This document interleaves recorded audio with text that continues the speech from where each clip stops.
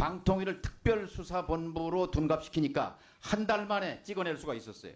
방심위위원 해촉하고 시청자 미디어 재단 팩트체크넷 해체하고 신종병기를 개발한 거예요. 신종병기. 근데 이 특별수사본부 용납할 수 없습니다. 김태규 증인, 예, 수사와 감사는 차이가 있죠. 예. 어떻게 다릅니까? 예, 다른 수사는 뭐고 감사는 뭐예요?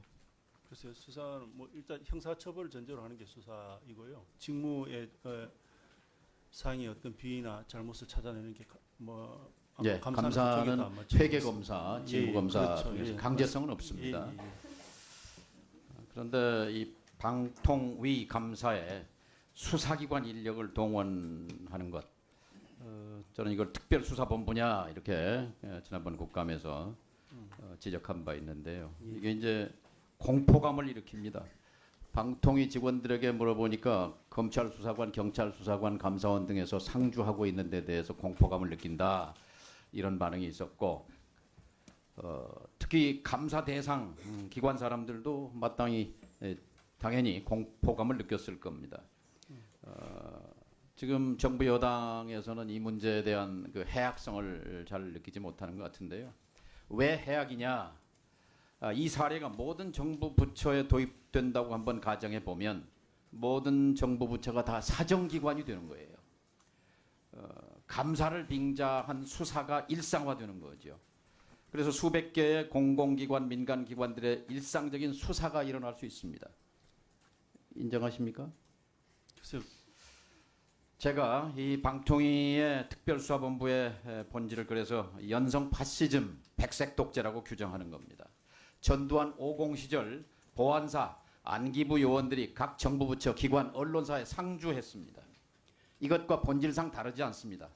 방통위를 수사기관화하고 있습니다. 이건 뿌리 뽑아야 합니다. 진보 정권이든 보수 정권이든 이런 형태는 절대로 용납될 수 없습니다. 지금 방통위에 검찰 수사관 지금 몇 명 있죠?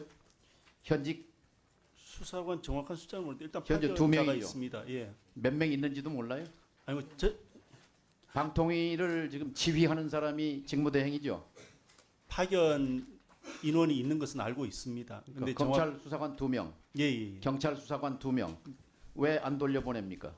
파견 자원이고요. 그리고 제가 뭐 조금 말씀을 드리면은 그 전에는 그 감사 담당관이 없고 운영 지원과 아래에 감사계로 이렇게 해서 한 두세 명의 자원으로 방통위가 이렇게 하는 게 운영이 되었던 것으로 감사인데, 회계검사, 직무검사인데 왜 수사를 본직으로 하는 검찰 수사관, 경찰 수사관을 상주시키냐 이 말이에요. 유사성이 있지 돌려보내야 되는 거 않겠습니까? 아니에요? 유사성이 있겠고 또 그리고 저희들이 감사해야 되는 기관이 굉장히 많이 있습니다. 검찰 수사관은 범죄 수사가 직무잖아요.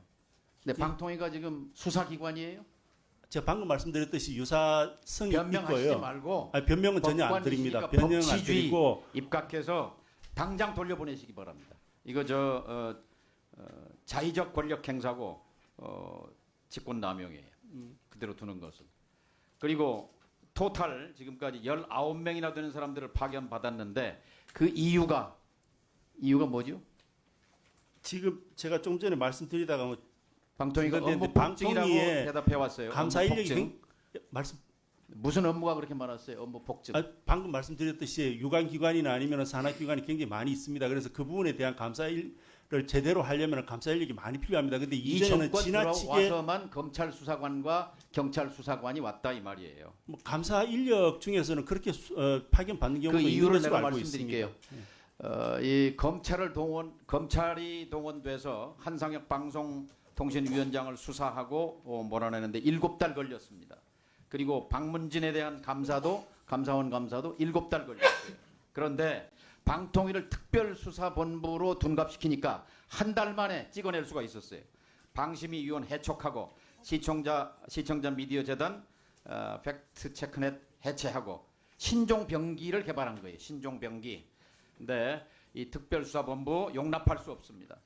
그리고 불법 파견 상태인 감사관 3명 지금 여전히 있죠. 왜 안 돌려보냅니까? 불법 파견이 아닙니다. 불법 파견입니다.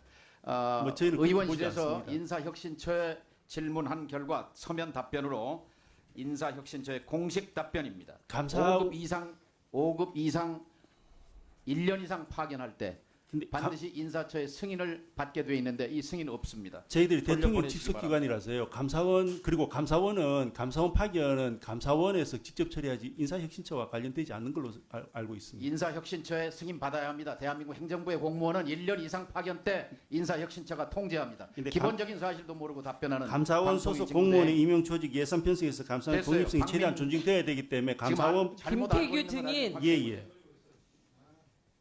박민 사장님 예. 오늘 목소리가 좀 쉬셨어요. 어제 면접 때까지만 해도 박민 사장 재임 되리라는 것 어떻게 확신하고 계셨습니까? 아니요, 전혀 확신하지 않았습니다. 아니, 저는 어제 오후까지 박민 사장이 재임된다는 얘기를 들었습니다. 저도 뜻밖이었습니다. 그런데 행정법원이 이 방통위 두 사람이 모여서 뚝딱뚝딱 KBS 이사 7명 한 거 물론 MBC 비리 수첩에 대한 판결이었지만 두 명이 임명한 거 이거 위법이다 이렇게 판결을 한 걸로 볼 수 있어요. 그러면 당연히 무효죠, 무효. 이것이 3심까지 뭐 김태규 직무대행 늘 1심이다 이렇게 얘기하는데 3심이 확정되면 박장범 앵커 사장 임명된 거 이것도 무효됩니다. 무효. 이거 무효 다툴 생각 있습니까? 없습니다. 없습니까? 자, 3심이 확정되면 우리 김태규 증인 내용을 동의하지 않는다. 1심이기 때문에. 그런데 입법사법행정부 가운데 입법부가 이것을 위법이라고 두 사람이 방통위 구성해서 중요한 결정 내리는 것 해서 그 위법성에 근거해서 탄핵을 했고 사법부가 1심 판결이라고 하지만 이거 위법이라고 판시했는데 특히 법관 출신인 이 김태규 지금 직무대행이 이거 1심일 뿐이다. 이거는 뭐 안 지켜도 된다. 이런 식의 그 법의식을 갖고 있는 게 굉장히 위험하다고 생각합니다. 전혀 그렇지 않습니다. 그 제가 안 지켜도 된다고 말씀드린 적 없고 제가 안 지켜도 된다고 해서 안 지켜지는 것은 아닙니다. 당연히 강제력이 있기 때문에 지켜질 것이고요. 그리고 그 부분에 대해서 저희들이 동의할 수 없기 때문에 항소했다는 부분도 앞서 말씀드렸습니다.